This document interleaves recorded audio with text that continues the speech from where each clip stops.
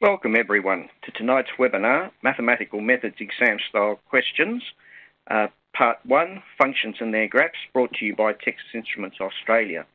My name is Frank Moyer, and tonight we're going to be looking at some key parts of this topic using some short exam style questions. We'll also be looking at some tips and tricks that might be helpful for effective TI-Nspire use. Now, there is a worksheet that accompanies this webinar, so it would be useful if you look at the questions at the same time. Okay, so the first question involves multiple representation. So we're going to look at graphical, algebraic, numeric, and tabular forms of a function. So we've got two functions. The first function, f, is a cubic function, and g is a linear function. What we're going to do is, on the same set of axes, we're going to obtain graphs, and we're going to adjust the window settings and add a line grid, which can really be helpful in visualizing things like points of intersection. We're going to use a graphical method to find the coordinates of the points of intersection, and then we're going to look at the table of values and ways of changing the table settings. And lastly, we're going to have a look at a couple of different ways that we can find the algebraic solution to the points of intersection on a calculator page. Okay, so I'll start by defining the two functions. I've done this earlier to save time. Now, this time I've used the assign, that's the dot equal. So that's the control and the template button. So that does exactly the same as define. So I've defined the two functions. I'm going to graph those functions. So the first one, f1 of x, is f of x, and f2 of x is g of x. Now I want to add a lined grid. Now there's a number of ways I can do that. The long way, you can go to the menu, and under view, there is grid 6, and you can choose 3 lined grid.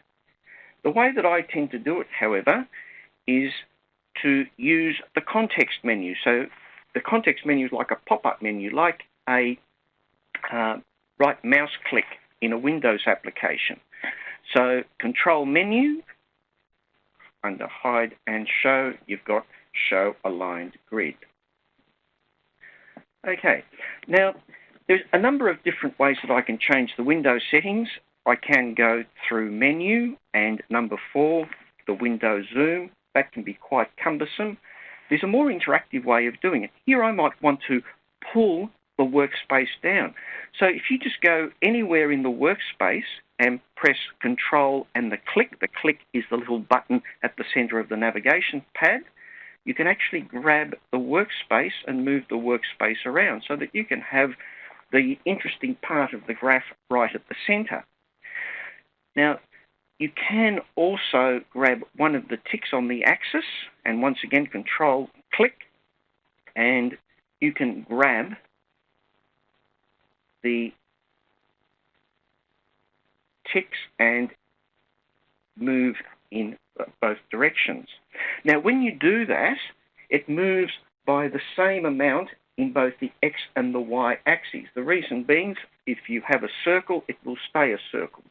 If you want to move more in one direction than the other, then you can hold down the Shift key. So hold down the Shift key and grab the x-axis, for example, and it will only move in one direction.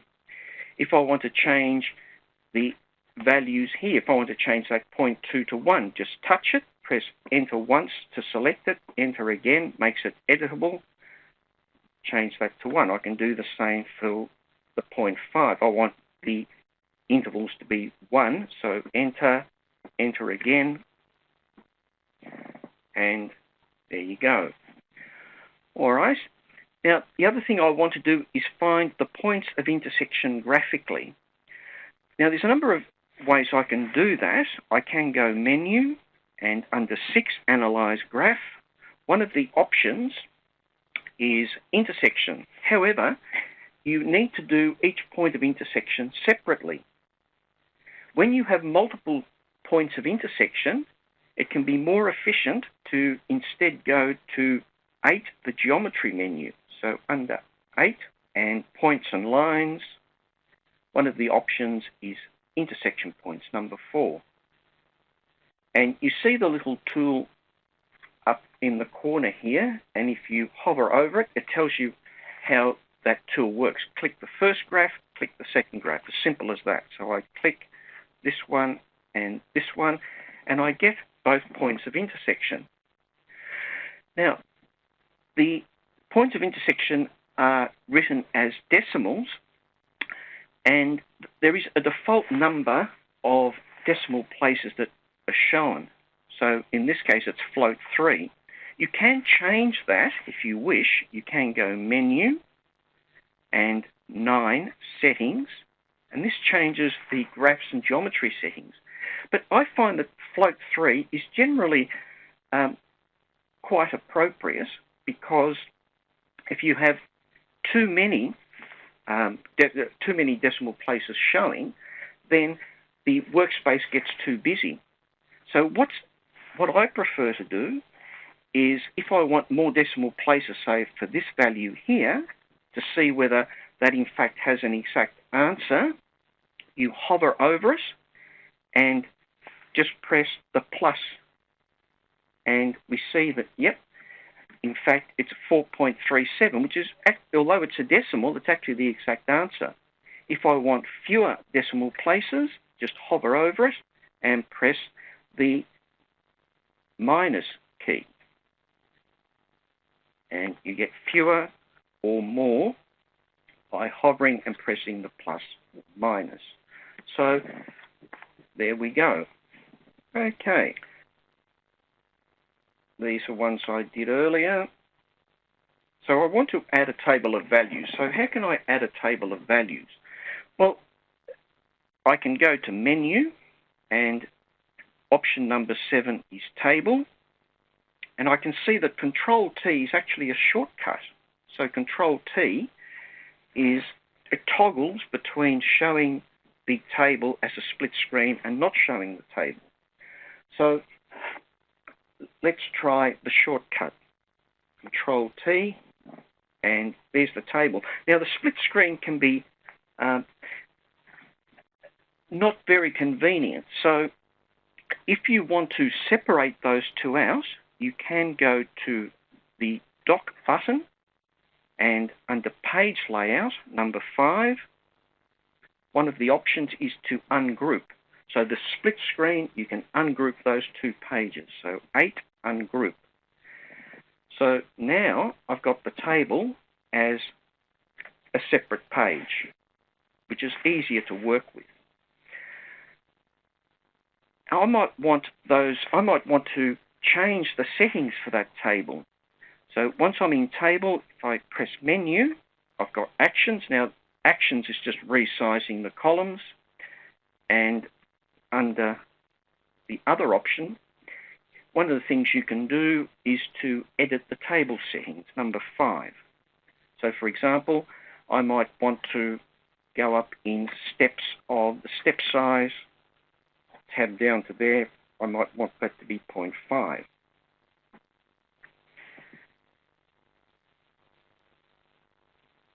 And I see that I can change those settings. And I can see from the table that at x equals 1, both functions have the same value, and at x equals -1.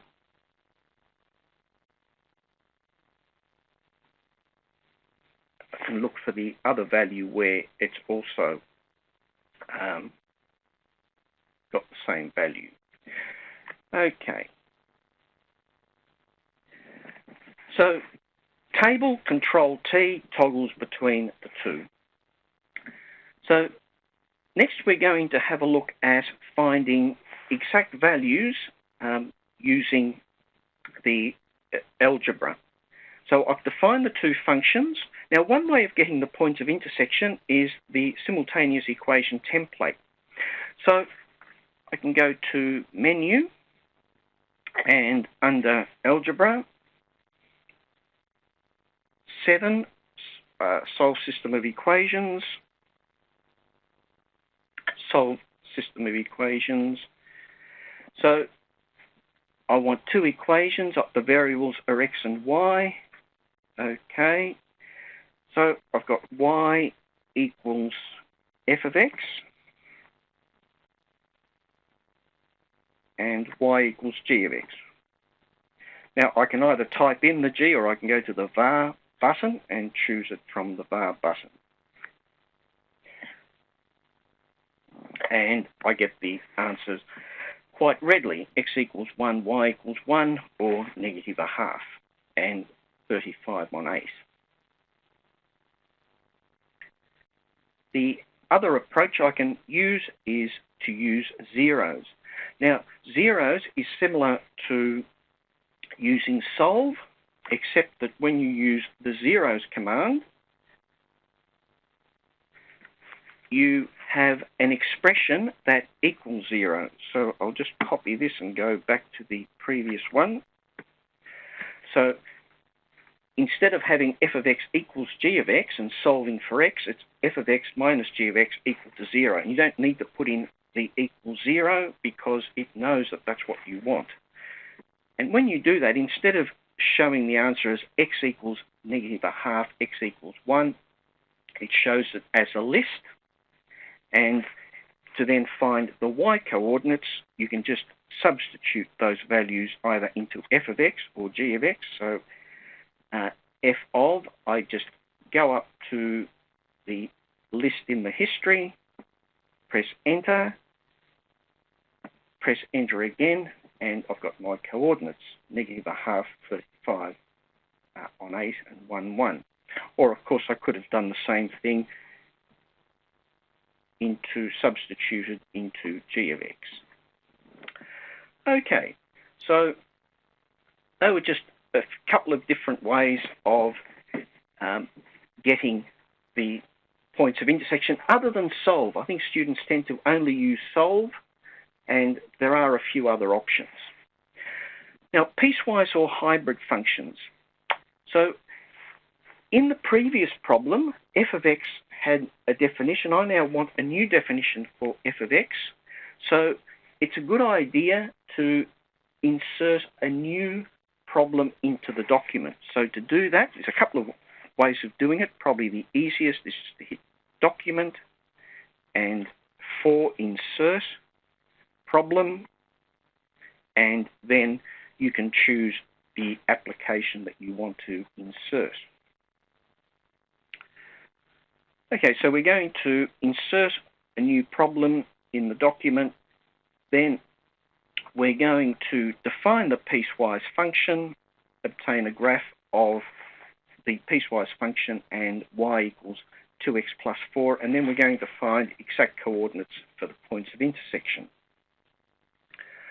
So, to define a hybrid function, you can do it as two pieces, or you can use the hybrid function template.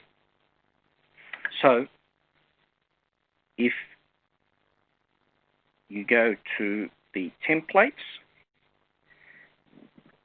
there's the hybrid function template here. So I can put in my first piece and my second piece to save time. This is one I prepared earlier. And of course, my interval, -3 to 3, I need to put in using the greater than, less than signs. Now, in this case, the interval for the first part is -3 to 3, and everywhere else is the second part, the x squared minus 14. Now, I could put in a domain restriction of x is other side of -3 and other side of 3, and that would take a fair bit of time. Because everywhere else, anywhere that is not between the interval -3 to 3, it's defined by the other function, just leave that blank. and press enter. And as soon as you do that, it knows that everywhere else it's going to be the second part of the function. So that saves time rather than putting in the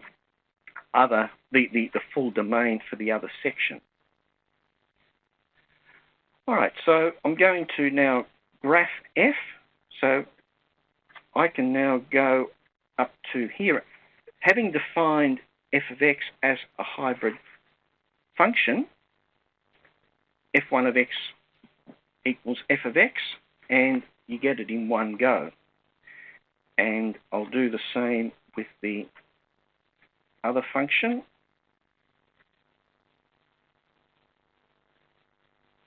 Okay. Now, I can see that there are going to be 1, 2, 3, 4 points of intersection. One of them is going to be off the page. And the points of intersection involve both parts of the hybrid function. When that happens, the technology will use a numerical method to find the points of intersection even in the calculator page. So I've set up this similar to the previous question. So the simultaneous equations template, y equals f of x, y equals f2 of x. I solve those, and some of the answers are in fact rational approximations. And over here, it gives you the warning, which you get whenever it's used approximate arithmetic. And one of the tips that it gives you is to try specifying an upper or a lower bound. So let's try doing that. I'll just go back up to here.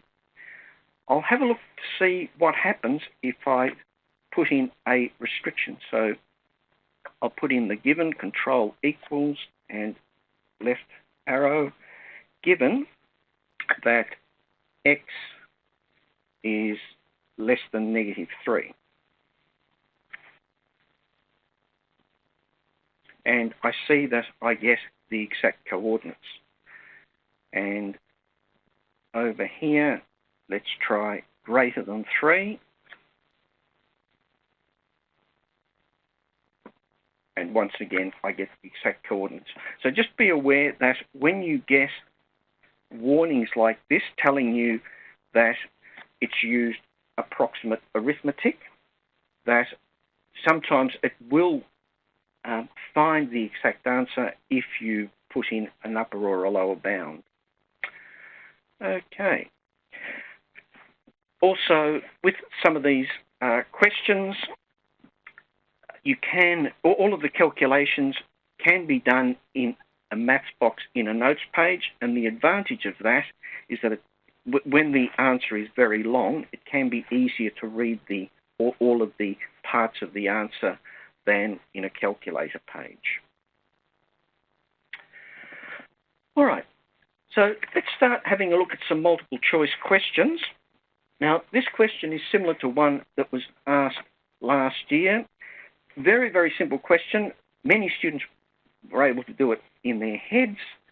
Find the maximal domain of that log function. However, close to perhaps 10 to 20% of students often answer these questions wrong. And in fact, with the technology, there's no reason for doing that, because there's no reason for getting it wrong, rather, because there is a domain command in the catalog. So if you press the catalog button, and you can press D to take you to the top of the D, or E to take you to the top of the E, and just find domain. There we go. And down the bottom you see the syntax, which is just the expression, comma, the variable. So I want the domain of 3x plus the log to the base e. Now, you can do log to the base e, provided that you use the e symbol, not the e letter, but it's much quicker, of course, to use the natural log, or ln. and comma X was the syntax. And the answer, no excuse for getting the answer incorrect. Okay, so the answer was E, if you have the sheet in front of you. Now, there is no equivalent command for finding the range. What you can do, however, is set up notes pages that can have things like Fmax, Fmin, which together with the graph can help you determine the range. But I'm not going to say too much about setting up notes pages because I think that's the 5th webinar in this series. But there are ways of having pre-prepared notes pages to help you with these sorts of questions. Okay, so question 5. Now, this one is similar to a question that was asked in the Northern Hemisphere exam year before last, and f of x is a simple quartic, and can you express it in this other form? And if so, what are the values of a, b, c, d?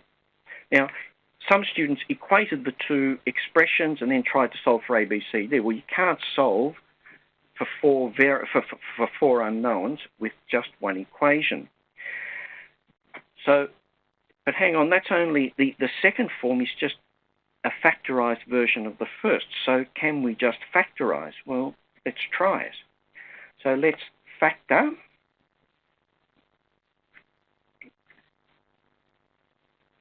menu, algebra, and factor. And I want this expression here, so I'll just grab it. Sorry, wrong expression. I want the one above it. Now, there are two. I can either factorize over the real field or factorize over the rational field. Now, to factorize over the real field, which is what some students did, comma x, and it's not terribly helpful. So let's try factoring over the rational field, which is no comma x, and perfect, it's what you want. A equals 1, B equals 2, C equals 4, D equals 4. The other thing you can also do, you can have that expression, and if you get the context menu, which is control menu, number one option is maths actions, and under maths actions, try to factor. And under try to factor, it actually gives you the option of either factoring over the real field or the integer field, and also the complex, which is not relevant to methods, that's only specialist. All right, so that's the other way that it could have been done. So if I choose that, it puts all the syntax in for you. Okay. The other approach that you can take to that problem is just to divide by x minus 2. So this expression here, in brackets,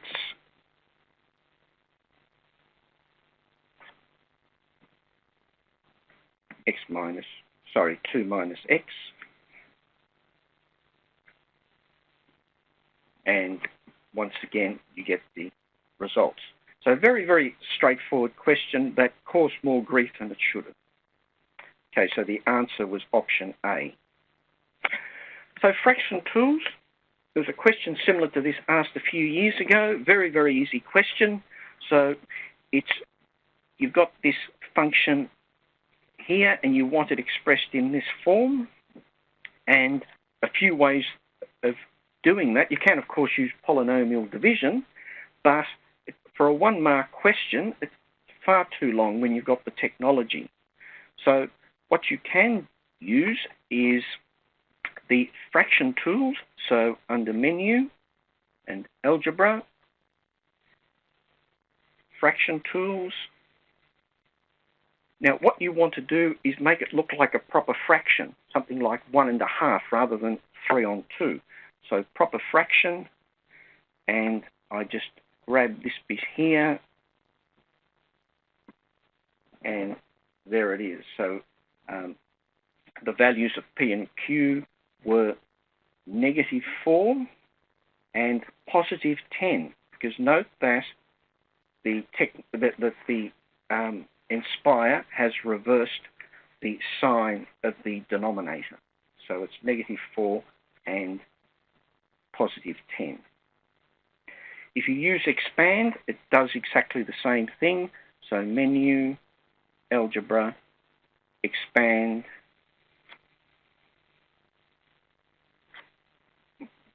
it also does the job.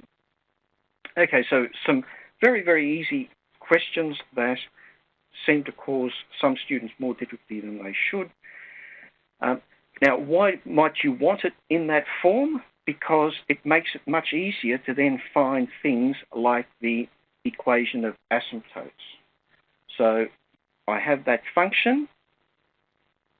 The domain, of course, the domain, obviously, r cannot equal +2. You don't really need the technology to tell you that. You should be able to do that in your head. But once you've expressed it in this form, the function in that form, it's pretty obvious that the vertical asymptote must be x equals 2, and the vertical asymptote, as x approaches positive or negative infinity, the denominator, the expression -10 over x minus 2 approaches 0, and therefore the y is going to approach -4. So y equals -4 as the other asymptote. So option B was the correct answer. And of course, you can always get a graph to verify that the answer you get makes sense. Okay, so inverses. Getting the rule of the inverse usually doesn't cause too many difficulties, but what causes more difficulties is getting the correct domain of the inverse function, because the range of the original function is the domain of the inverse function. So in this case, I've defined the function. So y equals h of x is the original function. So the inverse, I just reverse the x and the y. So I can solve x equals h of y.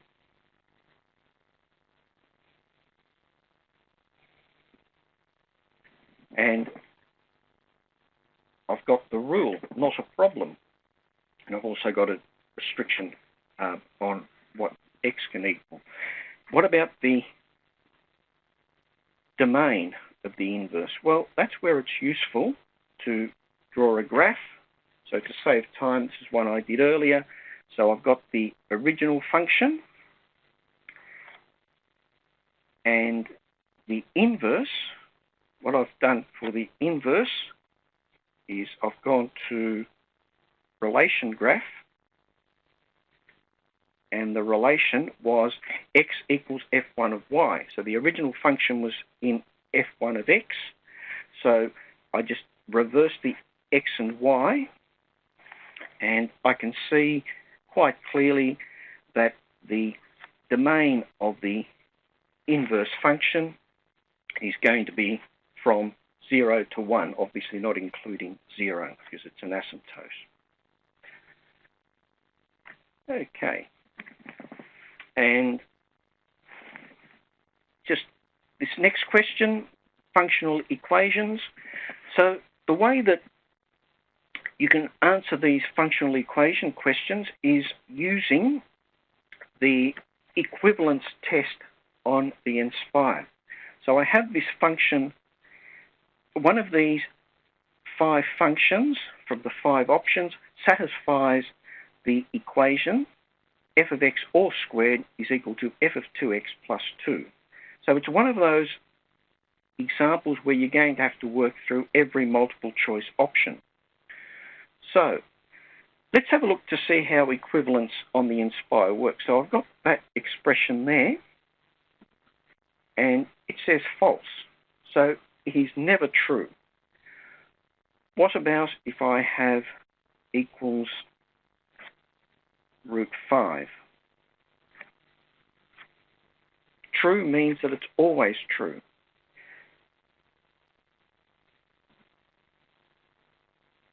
Let's try a plus b equals root a plus root b. It says neither true nor false. It gives me a different output. So in this case, what it's saying is that it's sometimes true, but not always. So when is it going to be true? Well, it's obviously going to be true if either A or B are 0. So it's true in the trivial case. So, okay, so true, always true, false, always false. Any other output, it's sometimes but not always true. Might be the trivial case or just for one particular case. So let's use that to solve this question. I start off by defining the function for the first option. So I'm going to try the first option, see whether that works. Next, I'm going to grab the equation. I've already it knows what f of x is. Let's see whether it gives me true, false, or something else. Oh, it gives me something else, which means that that function satisfies that equation sometimes, but not always. In fact, only for one particular case that it does satisfy that equation. All right, so I need to try the next option. So I go back up to here, edit that to, say, sin x, and just grab the equation again. Once again, it doesn't say true, so that's not the correct answer. So let's try the exponential. So e to the x plus e to the negative x. I've defined that, then I go grab the equation, true. So that's obviously the correct answer. That's the option that I'm after. All right. So, question 10, so we're just about coming to the end. So before I do the question 10 itself, do a preliminary question. So I want the sum of solutions. Now, a lot of the multiple choice questions involving trig often ask for the sum of solutions rather than showing a list of solutions, because that forces students to work through the problem rather than just getting a sense for which one must be right. So let's define it. Let's solve that over the interval negative pi to pi. So I put in my solve command with the domain restriction given negative pi to pi, and I get those values there, which is not very helpful if I want the sum of solutions. It's much easier if I use the zeros command, much more useful than the solve command. So let's try it with the zeros. Now, with the zeros, you've got to have an expression that equals 0. So replace the equals with a minus and put that as your expression that equals 0. And I get the answer as a list. I can then just find the sum. Now, sum you can just type in, or you can go to the catalogue and grab it from the catalogue. So the sum, then I just go up to the history, enter, and I get the answer. Right, now in the multiple choice question, this time I've got this, I'm solving, and the interval is from negative pi to some value k, and the answer has to be 50 pi on 3. So what is the value of k? So once again, it's another one of those questions where you have to work through every multiple choice option. So I'll start by doing what I did before. This time I'll use option A, so pi on 6, and then I get the sum of those, and it's clearly not 50 pi on 3. So let's do the same again. I just edit for the next option, I'll try 13 pi on 3. I get all of those answers. Once again, I get the sum and grab all of those, and 50 pi on 3. So that's the answer. So the zeros can be much easier to work with than the solve. Now, I'm over time, so I'll leave it there. I'll just end by telling you about the next webinar, which will be next week, and it will be on calculus with Peter Flynn. And I look forward to you joining us next time. So in the meantime, thank you for your attendance and enjoy the rest of your evening.